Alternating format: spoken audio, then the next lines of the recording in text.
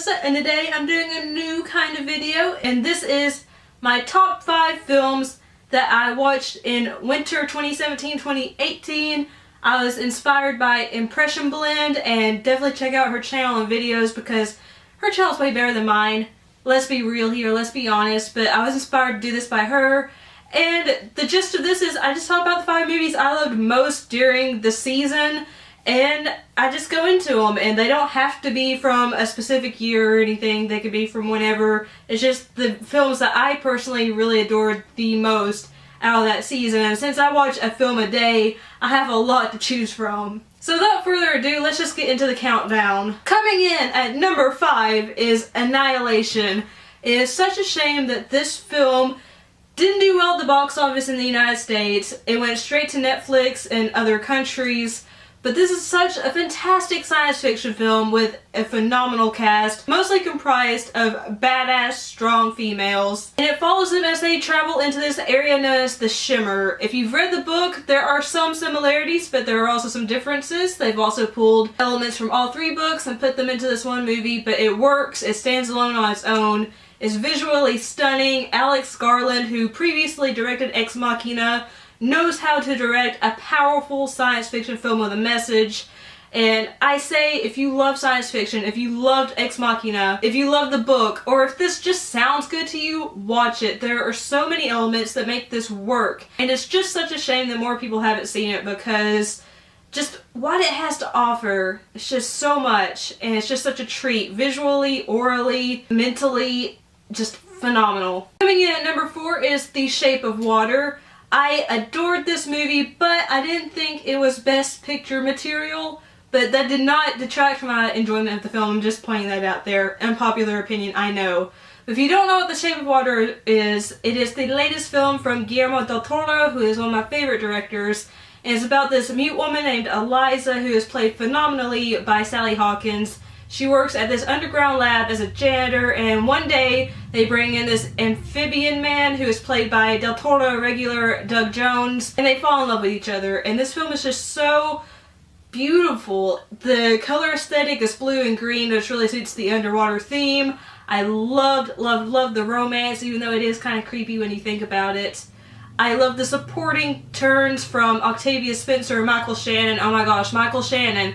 Michael Shannon is one of the most underrated actors out there. He is just fantastic. I love Michael Shannon. I actually think he deserved an Oscar nomination. And Richard Jenkins is also really good and also heartbreaking at times. The score by Alexander Desplat is beautiful. The editing is so well done, and this is just a gorgeous film. So I highly recommend you watch it. It'll give you a lot to think about. This does warrant repeat viewings to try to pick up on things you might have missed before. Overall, it's a beautiful work of art. Coming in at number 3 is The Disaster Artist. This is the film that is based on the memoir by Greg Sestero, which itself was chronicling the making of the cult classic film The Room.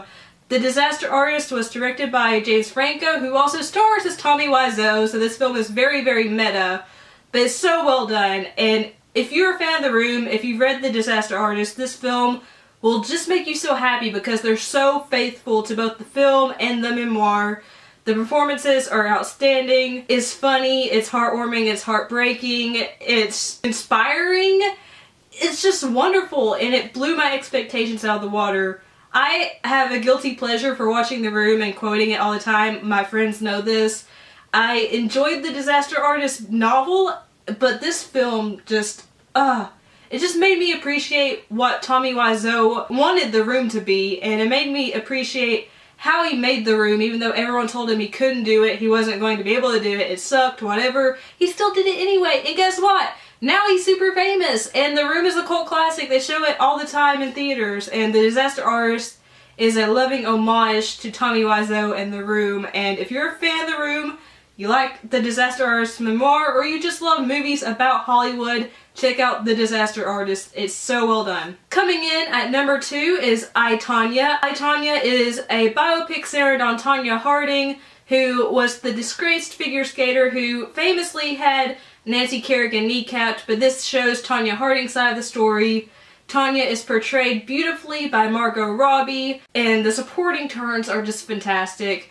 Allison Janney as her mom, Lavana, is sharp and biting and caustic. Sebastian Stan as her very terrible, abusive, cold husband, Jeff Gillooly, on point. Haha, no pun intended. And just seeing Tonya's life was heartbreaking, and I like the fact that Craig Gillespie kind of did some fourth wall breaking at points. He made this film in a mockumentary style, and I think that really added character to the film, and also made you sympathize with Tonya Harding more. I just think this film deserves all the love and attention and acclaim it received because it really is a work of art. And it really does make you feel feelings for Tonya Harding that you thought you wouldn't feel after that scandal. And the movie I loved most during winter 2017-2018 was 3 Billboards Outside Ebbing, Missouri. I know this is not everyone's cup of tea, but I found it to be incredibly moving.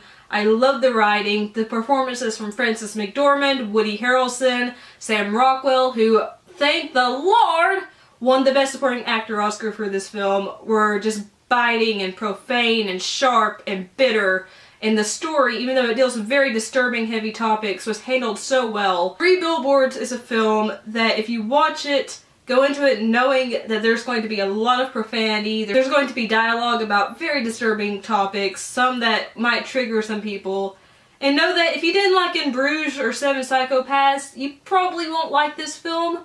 But to me, this was just a rare film. It's a film that's heavy, but it knows that it's heavy, and it leavens it with some humor, but it also respects the subject material. Those are my top 5 films of winter 2017-2018. Let me know what your 5 favorite films of the winter season were down below in the comment box. If you like this video, leave a like. Make sure to share it if you liked it because it helps my channel grow and makes me super duper happy.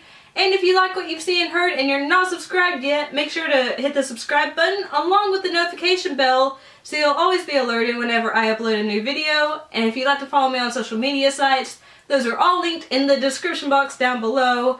I love you guys. Thank you so much for watching. Peace and kisses. Bye!